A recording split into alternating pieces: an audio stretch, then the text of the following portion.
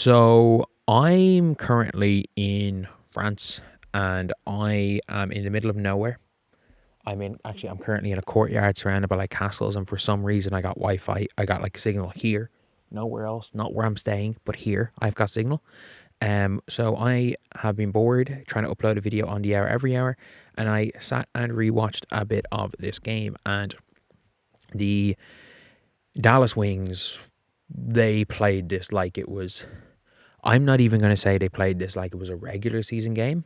They played this like it was an important regular season game. Like, I don't think it's playoff intensity, but they played this like it was an important regular season game. And if you look at the fever, obviously Caitlin Clark goes off for 21. Nearly all of that was from the free throw line. What was it? 9 of 12, 9, 11 of 13. 11, that was from the free throw line. She had 10 points on 6 shots. Other than that, supreme efficiency. Paige, fantastic. And if you look at the Indiana Fever, I shit you not. Like, I watched it back. The Indiana Fever went under every screen on Paige. The Indiana Fever helped off Paige Bueckers. The Indiana Fever allowed themselves to die on every screen. They did not refuse one screen. This is a team who, Breanna January, you know how Breanna January likes to play screens. She likes to refuse screens. That is how Breanna January likes to play screens. They did not refuse one screen as a Fever. The Indiana Fever sandbagged this game. But the Dallas Wings, I mean this when I say this, they hacked the living shit out of Caitlin Clark. And if you agree, subscribe. We are trying to hit 58,850 subscribers by the end of the day. And again, there is nobody that's as dedicated to this shit as I am. But I'm going to be real here. The Dallas Wings hacked the living shit out of Caitlin. They had 32 fouls. And not even Caitlin, everybody. The Indiana Fever shot like 42 free throws. And people are like, oh, the Wings shot 70 free throws. Yes, the Wings exclusively shot jump shots. And the Indiana Fever did not grab the Wings players every possession. The Dallas Wings, I don't think people fully realize this, but the Dallas Wings, on the defensive end, if you made a cut, it wasn't even a bump. It was a push. There's a difference between bumping a cutter and pushing a cutter, and we all kind of know. We all kind of know the difference. Like, there's always a line between what contact is allowed and what isn't. And early on in the game, the referees established the line. And it's how I really kind of like. I'll talk about it tomorrow about Caitlin's free throws, and the Dallas Wings continued to be equally as physical despite the fact that the refs called it. And one thing I do actually kind of like, Jose Fernandez was like, we fouled. Not the refs kind of ruined the game by ruining the tempo. The Dallas Wings, if an Indiana Fever player made a cut, the Dallas Wings player grabbed them. If an Indiana Fever player was going for a rebound, the Dallas Wings player hit them hard for a box out. And you could argue maybe they hit them excessively hard.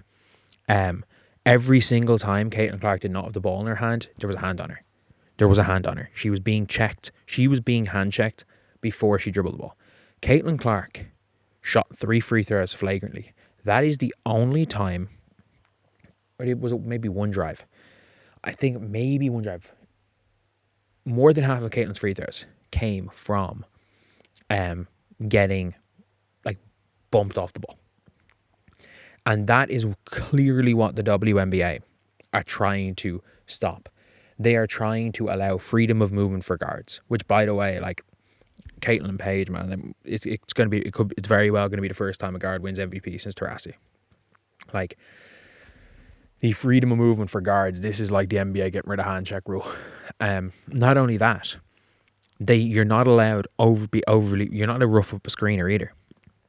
You're not allowed, like, as a screener, bump a screener as they're rolling.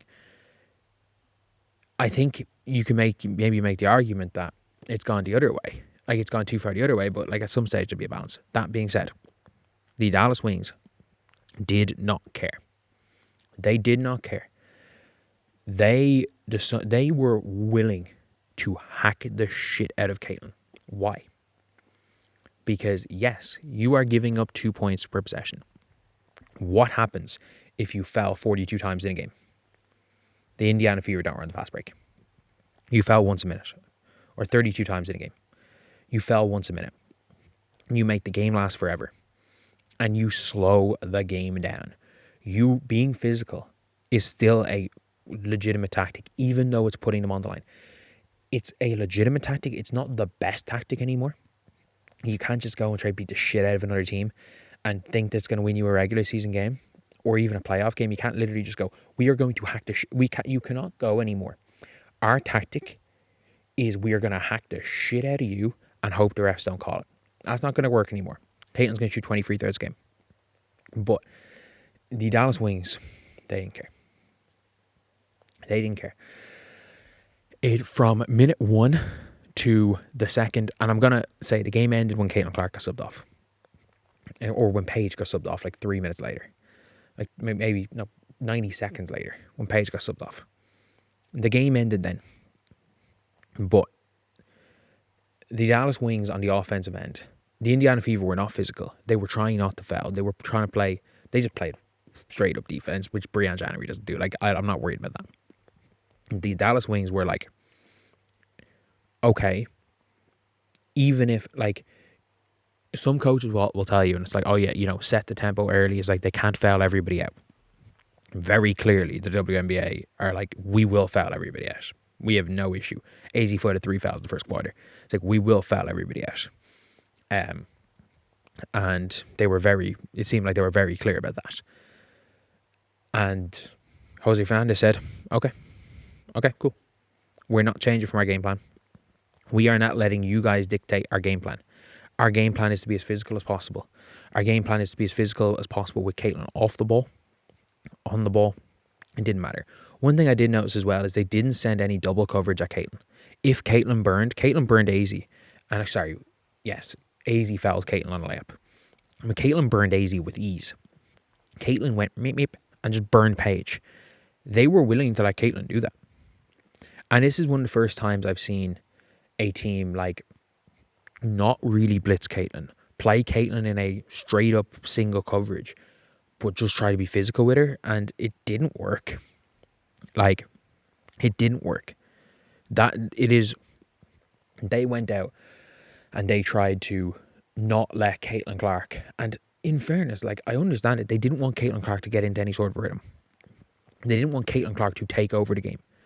But I'm going to be honest. I know she had, I get it, Caitlin Clark in the first half had 16 points. And I'm going to be real. Caitlin Clark was starting to take over the game. I think she had like back-to-back assists and then got fouled for the 3. If that was a regular season game, that is the Kickstarter for Caitlin taking over a game. And she was about to do it. Like, when Caitlin takes over a game, it's not she goes and drops 16. And that's one of the things about Caitlin is, like, she had 14, but it felt like a quiet 14 because it was not in rhythm. Caitlin scores loud buckets. She scores loud buckets. She's not a quiet scorer. And the Indiana Fever were trying to turn her into a quiet scorer. Or say that's what he's trying to do that. Like, I understand everything Jose Fernandez tried to do. It didn't work. And I hope, if he goes out with that tactic, game 1, the Indiana Fever wipe the floor with the Dallas Wings. But it's very, very clear his tactic was, we're going to hack Caitlin. Hope the refs don't call it. And even if the refs do call it, we don't care. We're going to hack Caitlin off the ball. We would rather foul Caitlin, send her to the line for 2, then allow Caitlin to come off a good handoff, to allow Caitlin to come off an easy pick and roll, and dot Kelsey Mitchell to allow Kelsey Mitchell get into her rhythm. That the Indiana Fever as a team are a rhythm team. We're not, no matter what, even if we put them to the line 42 times, we're not going to let them get into rhythm because we're confident that if they don't get into rhythm, they don't make field goals. And as we saw for the first 11 minutes that Caitlin Clark was off the floor, the Indiana Fever did not make a field goal other than a cherry pick wide open layup. Anyway, I'll see you guys.